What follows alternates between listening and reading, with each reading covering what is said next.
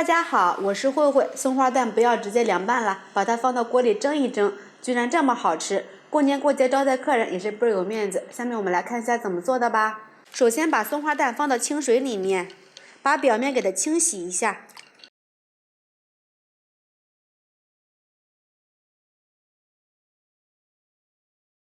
洗干净之后，直接放到蒸锅里面，盖上盖子，水开之后蒸8分钟。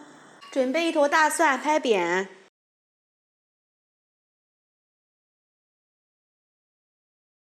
切成蒜末儿，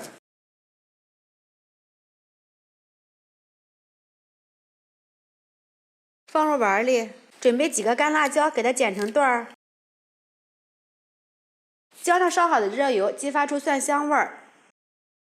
放入适量的盐、生抽、米醋、香油，充分的搅拌均匀。先放一边备用。时间到，打开盖子。这个松花蛋已经蒸好了，给它取出来，给它去皮。松花蛋被蒸过之后呢，里面的蛋黄其实是凝固的，不会流淌。这样子在剥皮的时候也是非常的方便。这个蛋清也是非常的筋道。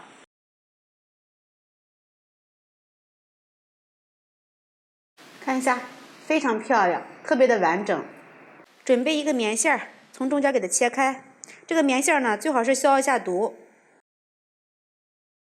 这样子切非常的方便。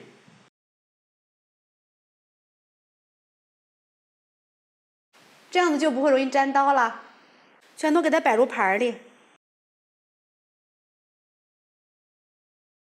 再准备一个糖心儿的。准备一盒嫩纸豆腐，在一个角上给它切一下。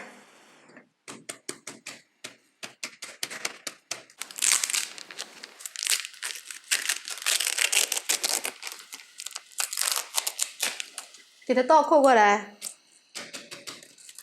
看一下，这样非常的完整。先用刀切成厚片儿，再给它切成长条。把嫩纸豆腐放在中间，把调好的料汁浇在上面。